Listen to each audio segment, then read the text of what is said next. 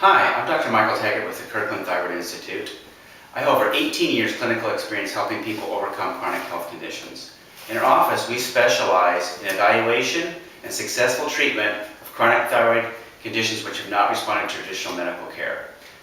Today we're going to talk about the number 4 secret to helping you overcome your thyroid condition. Now this secret has a very important concept, and it has to do with blood sugar. Blood sugar problems are not only important for thyroid conditions, but all health conditions.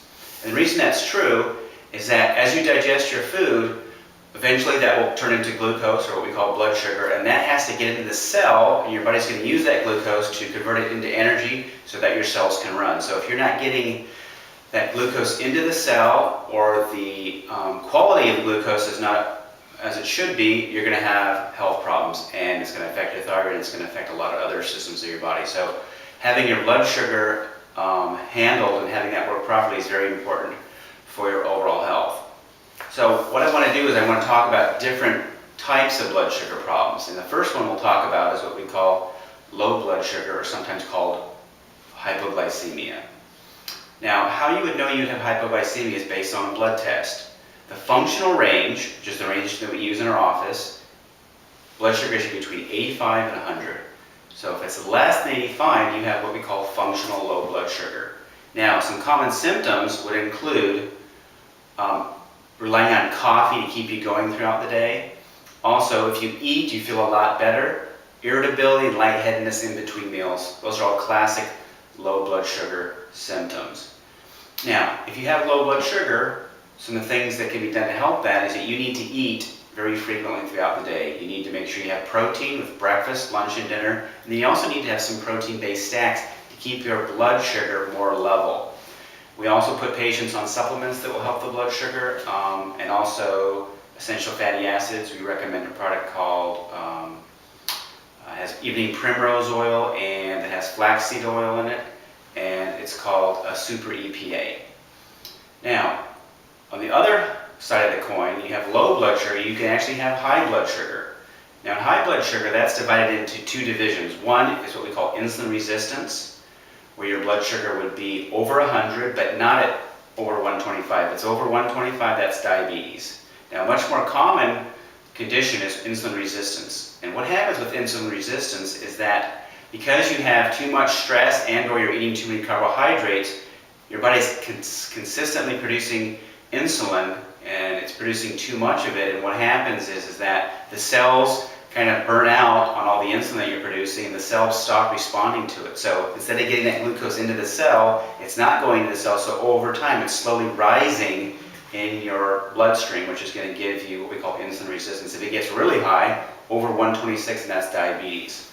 So how we handle insulin resistance is, of course, we first do a blood test to determine if you have that. Now, some common symptoms of insulin resistance would be after you eat, you feel very sleepy.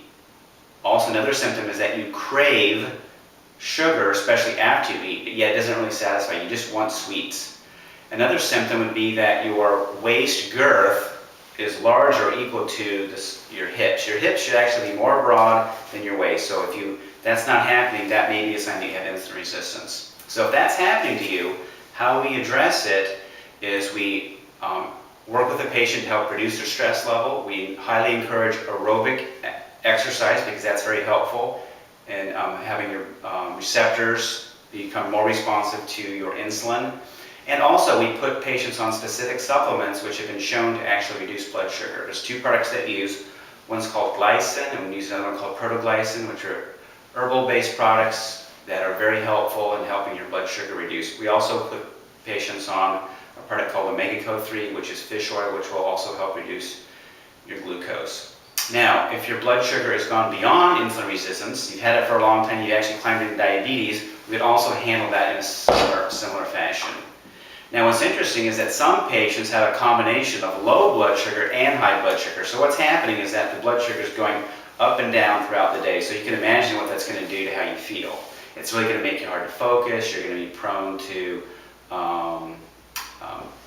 issues where you can't concentrate. It would contribute to things like ADD, low energy. And so if you imagine that as your brain is like a car, and you're constantly like putting the gas on and putting the brakes on. Gas, brakes, that's really going to cause a lot of brain fatigue issues. So in those kind of patients, we have to address both the low blood sugar and the blood sugar spikes, and we can do that successfully with the protocols that we use. Now, how blood sugar specifically fits into thyroid is that when your blood sugar is high in insulin resistance, what it does is it causes your body to overconvert T4 into T3.